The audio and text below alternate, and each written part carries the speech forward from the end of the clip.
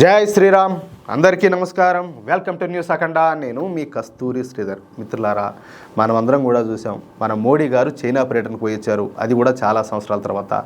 ఇంతకు మోడీ గారు చైనా పర్యటనకు ఎందుకు పోయినారు, దాని వెనకున్నటువంటి కారణాలేంటో కొంతవరకు మీకు ఈ న్యూస్ ద్వారా చెప్పే ప్రయత్నం చేస్తా. ఓకేనా? న్యూస్ మాత్రం సూపర్గా ఉంటుంది.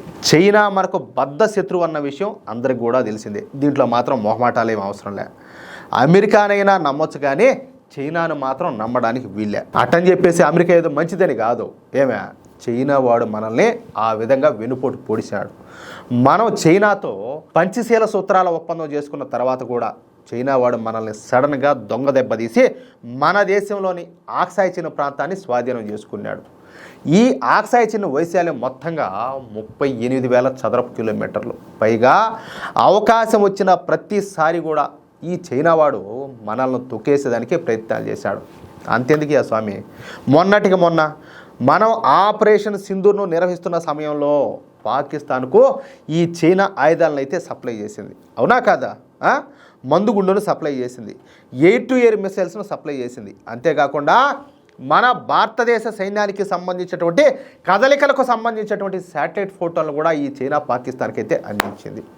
అందుకే మనం చైనాను నమ్మలేము, కానీ నమ్మినట్టు నటిస్తాం. ఎందుకంటే ఆ బ్రహ్మానందం ఏదో ఒక సినిమాలో చెప్పినట్టు ఇది వ్యాపారం కోసం. ఇదంతా మన అవసరాల కోసం, మన దేశ ప్రయోజనాల కోసం మనం చైనాతో స్నేహం నటించడం అనేది తప్పనిసరి అన్నమాట. ఎందుకంటే చైనా ఇప్పటికే స్వయం సమృద్ధిని అయితే సాధించింది. చైనా దగ్గర రేర్ ఎర్త్ మినరల్స్ ఉన్నాయి, అలాగే సెమీ కండక్టర్ చిప్స్ ఉన్నాయి, రా మెటీరియల్స్ ఉండదన్నమాట. పైగా రసాయన ఎరువులను అత్యంత చౌకగా చైనా అయితే తయారు చేస్తుంది. ఇవన్నీ కూడా భారత్లో మనంతటా మనం తయారు చేసుకోవాలంటే కనీసం 4-5 సంవత్సరాలు అయితే టైం పడుతుంది. అందుకే అప్పటిదాకా మనం చైనాతో స్నేహాన్ని అయితే నటించక తప్పదు.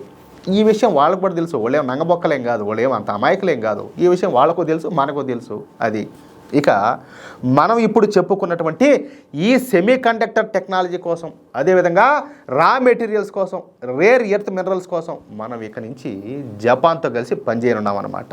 అంతేకాకుండా చైనీస్ ఎలక్ట్రిక్ తయారీ సంస్థ అయినటువంటి BYDను తలదన్నేటట్టు సరికొత్త ఎలక్ట్రిక్ కార్లను కూడా మన భారతదేశం, అదేవిధంగా జపాన్ దేశాలు కలిసి తయారు చేయనున్నాయి. మీకు అక్కడక్కడ కనపడుతూ ఉంటాయి BYD అని చెప్పేసి కార్లు, ఎలక్ట్రిక్ కార్లు అనమాట. చైనా వెయ్యి అర్థమవుతుందా? అంటే మన 2 దేశాలు కలిసి వాటి తలదన్నే విధంగా సరికొత్త ఎలక్ట్రిక్ కార్లను అయితే తయారు చేయబోతున్నాయి. అంతేకాకుండా ప్రతి రంగానికి ఉపయోగపడేటటువంటి ఆర్టిఫిషియల్ ఇంటెలిజెన్స్ విషయంలో కూడా జపాను, అదేవిధంగా భారత్ కలిసి 80,000 కోట్ల రూపాయల పెట్టుబడులుగా పెట్టనున్నట్టు తెలుస్తుంది. అర్థమవుతుందా? సరే, మళ్ళీ చైనా విషయానికి వస్తే, చైనాకు అమెరికానే మొట్టమొదటి శత్రు దేశం. అంతేకాదు చైనా పతనానికి కూడా అమెరికా విశ్వ ప్రయత్నాలు చేస్తుంది. చైనాను ఒంటరిని చేయాలని చెప్పేసి ఈ అమెరికా కింద మీద పడుతుంది. ఈ విషయంలో కొంతవరకు సక్సెస్ కూడా అయిందన్నమాట. అయితే ఇలాంటి సమయంలో చైనాకు ఒక తోడు కావాలా, ఒక బలమైనటువంటి దేశం అండగా ఉండాలి. తమకు అన్ని విధాలుగా సహకరించేటటువంటి బలమైన దేశం ఉన్నప్పుడే చైనా అమెరికాని అయితే ఎదిరించగలుగుతుంది. అటువంటి బలమైన దేశం ఒక్క భారత్ మాత్రమేనని చెప్పేసి ఇప్పుడు చైనా గుర్తించిందన్నమాట. అందుకే మొదటిసారి భారత్కు మన చైనా స్నేహస్తాన్ని అందించింది. చూడండి, ఇంతవరకు ఈ విధంగా అంటే వాళ్ళు నమ్మించి మోసం చేశారు, వెనుపోట్లు పొడిచారు, ఇవన్నీ వేరే. కానీ ఇప్పుడు మన దేశంలో దమ్మున్న నాయకత్వం ఉండాలి కదా, దమ్ముండే ప్రభుత్వం ఉండాలి. కాబట్టి చైనా మనకు స్నేహస్తాన్ని అందించింది. భారతదేశం పైన విధించేటువంటి పన్నులకు వ్యతిరేకంగా చైనా తమ గళాన్ని అయితే విప్పిందనమాట. భారతదేశంతో సరిహద్దు సమస్యలను పరిష్కరించుకోవడానికి ముందుకొచ్చింది. కానీ ఇక్కడ మనం ఒక విషయాన్ని గమనించాలి. అదేందయ్యా అంటే, అమెరికా అనేది భారతదేశానికి శత్రు దేశం కాదు, అలాగని చెప్పేసి మిత్ర దేశం కూడా కాదు. మనకు అమెరికాకు మధ్యన ఎంతో కొంత సంబంధాలు ఇప్పటికి కూడా ఉన్నాయి. అందుకే భారత్ మీద డొనాల్డ్ ట్రంప్ కేవలం పన్నులను మాత్రమే విధించాడు, ఆంక్షలను ఇంతవరకు విధించాల. అర్థమవుతుందా? అందుకే భారత్ కూడా ఈ డొనాల్డ్ ట్రంప్ను లేకపోతే అమెరికాను తీవ్ర స్థాయిలో వ్యతిరేకించకుండా ఏదో పోల్తో కొట్టినట్టు, వార్నింగ్ ఇచ్చినట్టు ఇవన్నీ కూడా పరిణామాలన్నీ కూడా జరుగుతూ ఉన్నాయి. అంటే నాయనా, నువ్వు తేడాలు తెచ్చే తోక ఏం ఉండదు, తోక కట్ చేస్తామని చెప్పేసి వీళ్ళు చెప్పకనే చెప్పినట్టు చేస్తారనమాట ప్రతిదీ కూడా.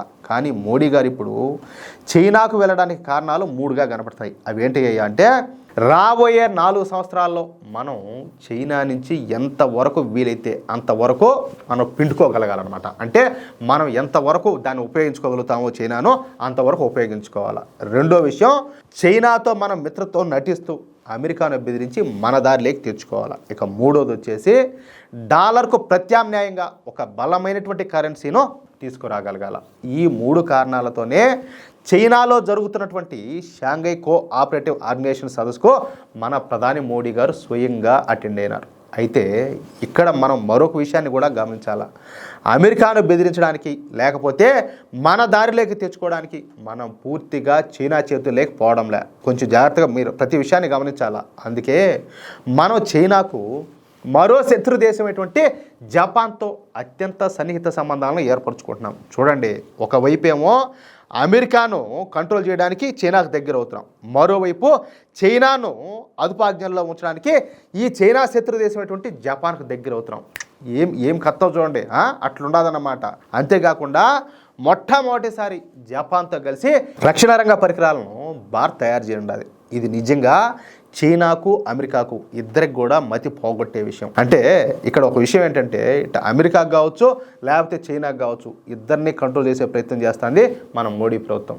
అవునా కదా? ఇప్పుడు మనము ప్రపంచంలో ఉన్నటువంటి ఆర్థిక వ్యవస్థల్లో 3వ స్థానానికి చేరుకోబోతున్నాం. అంటే అమెరికా, చైనా, తర్వాత భారతదేశం. అంటే ఇప్పుడు ఈ అమెరికాను చైనాను కనుక కంట్రోల్ చేస్తే అతి త్వరలోనే భవిష్యత్తులో మనము ప్రపంచంలో ఉన్నటువంటి ఆర్థిక వ్యవస్థల్లో నంబర్ 1 స్థానానికి చేరుకుంటాం. మన దేశం విశ్వగురువుగా నిలబడుతుంది. అది విషయం అయితే సరే. ఇక ఏం జరుగుతుంది అనేది కొన్ని రోజులు ఆగితే కానీ పూర్తిగా అర్థం కాదు. మళ్ళీ ఏదైనా అప్డేట్ వస్తే ఆ అప్డేట్స్ పైన ఇంకొక వీడియో చేసే ప్రయత్నం చేస్తా. ఓకేనా మిత్రులారా? ఈ న్యూస్ కనుక మీకు నచ్చినట్లయితే ఖచ్చితంగా ఈ న్యూస్ నలుగురికి షేర్ చేయండి. అలాగే ప్రతి ఒక్కరూ కూడా మీ యొక్క అమూల్యమైనటువంటి అభిప్రాయాలను కామెంట్ రూపంలో తెలియజేయండి. అలాగే ఇంతవరకు మీరు కనుక మన ఛానల్ను సబ్స్క్రైబ్ చేసుకున్నట్లయితే ప్రతి ఒక్కరు కూడా మన ఛానల్ను సబ్స్క్రైబ్ చేసుకోండి, సపోర్ట్ చేయండి ప్లీజ్. జై శ్రీరామ్, జై హింద్.